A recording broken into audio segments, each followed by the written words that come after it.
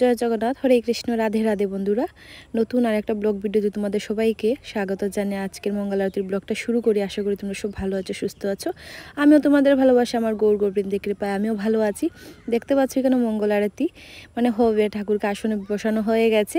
আর আজকের ব্লগটা হয়ে আছে উত্থান একাদশী পরের দিন, মানে পারণের ব্লগ নিয়ে এসেছি তোমাদের কাছে। তো যাই হোক, একাদশী ব্লগটা শ্যুট করা হয়ে গেছে, কিন্তু এডিট করা হয়নি, তো সেই জন্য সেটা আর দিতে পারছি না। আজকে মঙ্গল আরতি থেকেই তোমাদেরকে ঠাকুর দর্শন করে ব্লগটা শুরু করেছে। আশা করি তোমাদের আজকের ব্লগটা ভালো লাগবে। আর কি হয়েছে জানো, আজকে বা একাদশীর দিনে একটা ঘটনা ঘটেছে, সেটা শেয়ার করব, ব্লগটা দেখতে থাকো। তো তোমরা সবাই জানো দামোদর কার্তিক মাস চলছে, উত্তান একাদশী হয়ে গেছে, আর 3-4 দিন বাকি আছে। পূর্ণিমা, রাস পূর্ণিমা হলেই আমাদের দামোদর ব্রত মানে শেষ আর কি। যারা একাদশী থেকে একাদশী করেছে তো তাদের একাদশীতেই শেষ হয়ে গেছে। আর আমরা লক্ষ্মী পূর্ণিমা থেকে রাস পূর্ণিমা আমরা 1 মাস যাবত এই দামোদর ব্রত পালন করে থাকি। তো দামোদর ব্রততে নগর কীর্তন, ভোরের সংকীর্তন, সবাই জানো নগর কীর্তন হয়, নগর পরিক্রমা হয়। তো সেটা আমারও ইচ্ছে ছিল, কিন্তু সেটা সম্ভব হয়নি, যেহেতু আমি আর মা ছাড়া আর কেউ আমাদের কাছে আসেনি। বা লোকজনকে বলেছিলাম কীর্তনের জন্য আসার জন্য, তো কয়েকজন লোক বলেছে যে মেয়ে মানুষের কথায় কেউ কেউ যায়। তো যাই হোক, আমি তো খারাপ কাজের জন্য কাউকে বলিনি আসার জন্য, আমি তো গৌর গোবিন্দের কীর্তনের জন্যই বলেছিলাম। তারপরে ওরা আসেনি, যাই হোক সেটা ওদের ব্যাপার, আমি কাউকে কিছু বলছি না। কি হয়েছে বলছি তোমাদের। উত্থান একাদশীর সকাল সকাল উঠে স্নান টান করতে ঠাকুরের মানে যে টিপ টিপ জালে ঠাকুরকে মানে বলেছি যে আজকে একাদশী আছে। তারপরে বাইরে আমরা তুলসী আরতি যখন করছিলাম, তখন হঠাৎ জানি না মনে একটা কিরম হলো যে কেউ আসলে আসুক, না আসলে নাই, আমি আর মা তো আছি, আমরা দুজন কেন পারবো না করতে, যেটা লোকজন মিলে হরে কৃষ্ণ গানটাই তো গাওয়া হয়, তা আমরাই বেরিয়ে পড়ি। সেইটা জানি না হঠাৎ যে কীভাবে আমার মাথাতেই আসলো, আমার বুকটা কি করে উঠলো। হঠাৎ মানে তুলসী তলার আরতি শেষ করে বললাম চলো যাই, চলো যাই করে উত্থান একাদশী থেকেই বেরিয়ে পড়লাম। তো গিয়েছি, দুজন একা একাই গিয়েছি, কেউ ছিল না সাথে, সেটা তোমরা ব্লগে দেখতে পাবে। আর এই হলো আজকে পালনের ব্লগটাই তোমাদের দেখাচ্ছি। তো সেমভাবে আবার নিয়েছি তুলসী মহারানীকে, নিয়েছি আমার গৌরাঙ্গ মহাপ্রভু চিত্রপট নিয়েছি, যেহেতু অন্য কেউ নেই যে কেউ দৌড়বে, তো সেই জন্য যে দড়িটা বেঁধেছি যেহেতু গলাতে ঝুলিয়ে। আর ওই যে কাশি আমি বাজাবো, করতাল মাই বাজাবেন, আর হরিনাম সংকীর্তন করতে করতে আমরা পরিক্রমা করে আসবো আর কি।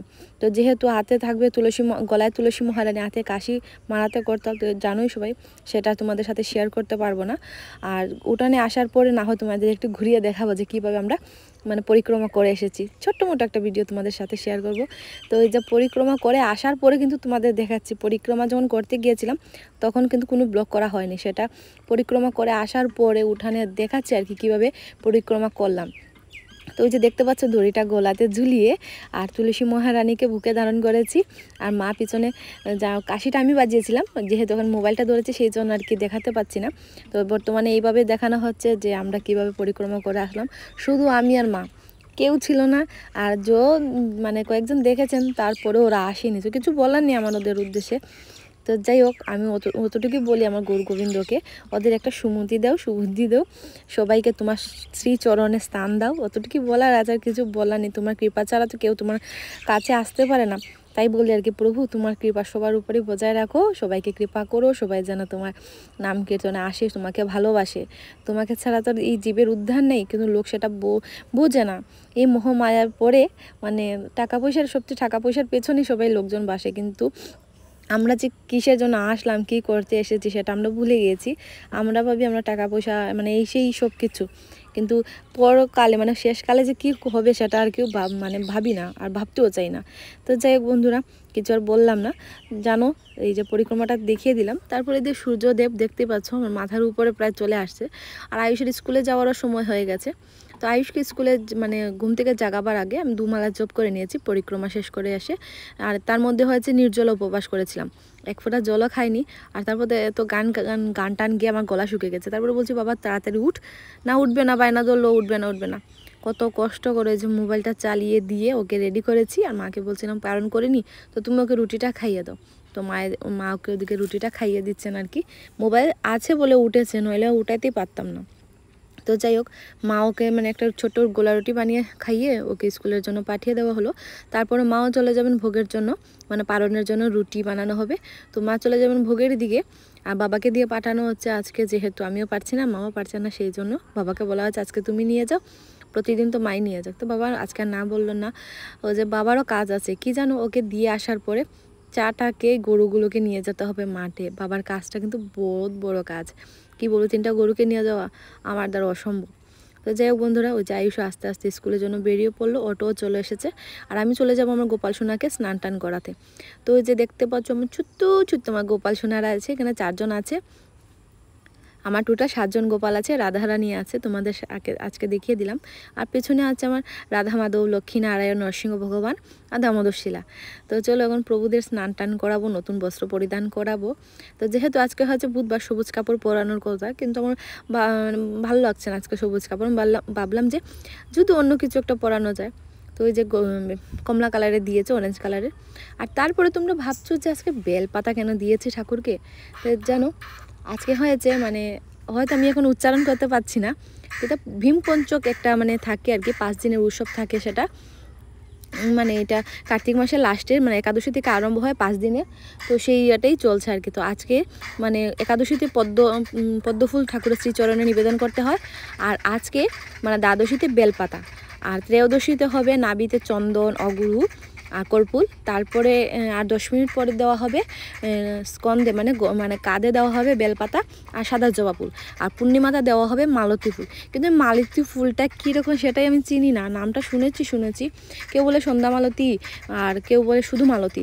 তো যদি কেউ জানা থাকে তো প্লিজ ফেসবুকে যদি কেউ দেখে থাকো তাহলে আমার কমেন্টে মালতী ফুলের ফটোটা দিও। সাদা কালারের ফুল হয় সেটাই শুনেছি। তো প্লিজ একটু কমেন্টের মাধ্যমে আমাকে জানিও যে মালতী ফুলটা কীরকম আমার পূর্ণিমার সময় প্রয়োজন। আমি যদি ফুলটা যদি না চিনি তাহলে প্রভুকে কিভাবে নিবেদন করব।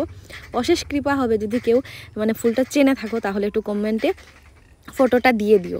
আর এখানে দেখতে পাচ্ছ যে ঠাকুরকে স্নান টান করে আসনে তো বসিয়ে দিয়েছে। আর এখানে পিউষ উঠে গেছে। আর যে বিছানাটা বাসি রয়ে গেছে, আর আমার ভালো লাগে না বাসি বিছানা রেখে ঠাকুর পুজো দেওয়া। তো ওই যে এইগুলো গুছিয়ে চলে যাবো, গুছানো হয়ে গেছে আমার। আর এদিকে আমি ঠাকুরের ভোগ লাগিয়ে দিয়েছি, মানে যে পারণের ভোগটা আর কি দেওয়া হয়ে গেছে, দিয়ে বাইরে কীর্তন করে বিছানা গুছিয়ে হাত পা ধুয়ে আবার চলে গেলাম গোপাল সোনার কাছে। এখন তোমাদেরকে ভোগ দর্শন করাবো। আর আজকে বেলপাতা দেওয়া হয়েছে ঠাকুর মানে আমার শ্রীকৃষ্ণের উরুতে দেওয়া হয়েছে, হাঁটুর উপরে যে জায়গাটা আছে তো সেখানে 2টো বেলপাতা দেওয়া হয়েছে, সেই জন্য কাপড়টা একটু ফুলে আছে। আর ছোট ছোট ঠাকুরকে সামনে দিয়েছি। তো পারণের ভোগে আছে রুটি আছে, পাতলা ঝোল করে আলু কোয়াশ দিয়ে বানানো হয়েছে। আর এখানে আছে জলপই দিয়ে টক বানানো হয়েছে, যে মানে জলপইগুলো রাখা ছিল আর কি। তো যেহেতু ঠাকুরকে না দিয়ে তো আমরা কোনো কিছু পাই না, তো সেই জন্য ঠাকুরকে আগে সকাল সকাল জলপই টক দেওয়া হয়েছে। আর ঠাকুরকে মানে পুজো শেষ করে আমিও পালন করতে বসে গেছি, যেহেতু একদম কম সময় ছিল তো সেই জন্য। এখানে দেখতে পাচ্ছ প্রসাদ নিয়ে বসে গেছি। এখানে জলপই দিয়ে মা 2টো দিয়েছেন, বলছিলেন তুমি নির্জল উপবাস করেছো, তুমি পেট ভরে না খেলে তোমার একাদশীটা সম্পূর্ণ হবে না। তো ওই যে প্রসাদ খেয়ে আর এখানে ঠাকুরের যে বাসি কাপড়গুলো ছিল এই কাপড়গুলো নিয়ে আমি চলে আসলাম।